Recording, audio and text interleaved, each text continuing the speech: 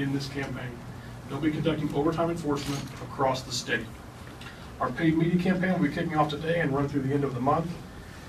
This campaign includes TV spots, radio spots, online advertising, and certainly our social media channels. While we do have some great partners, please keep in mind that you can make a difference. Designate before you celebrate. Offer a sober ride home. Utilize public transportation or call a sober friend. At this time, I'd like to bring Secretary of Transportation Mike King to the podium, where he will focus on our strategic highway safety plan and the direct tie to this campaign. A plan that will enhance the safety of not only motorists, but of pedestrians and bicyclists as well.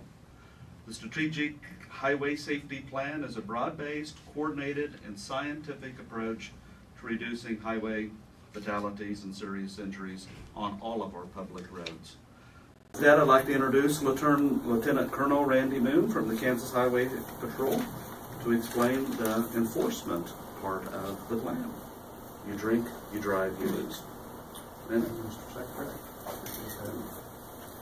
Drivers with a blood alcohol content of 0.15 are responsible for half of all Kansas fatalities that result from impaired driving crashes.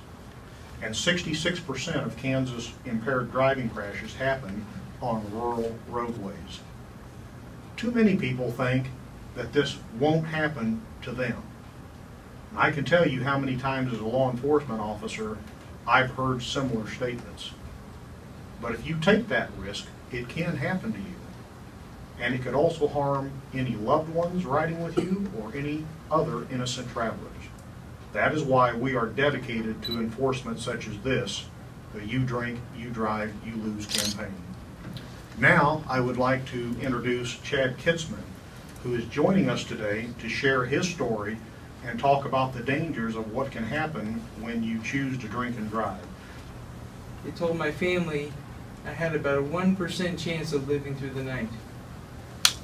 They did what they could to save me, ended up needing about 12 surgeries to save my life. I ended up being in a coma for 3.5 months. It was 3.5 months of my family, my friends, my fiance, wondering if I would even wake up again. Luckily, I did wake up. When I did wake up, unfortunately, because of my severe traumatic brain injury, I didn't remember how to walk. I didn't remember how to talk. I didn't know how to eat on my own. My family had me taken to a rehab institute where I spent 2.5 months learning how to walk, how to talk again, how to eat on my own, how to get dressed on my own again.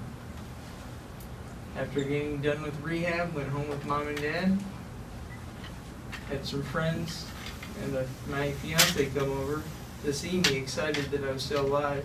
Make sure you don't take that kind of risk for anyone on the road. The only good thing about my car accident is it was my fault and I was the only one hurt. I'm thankful someone else didn't suffer because of my mistakes. Thank you.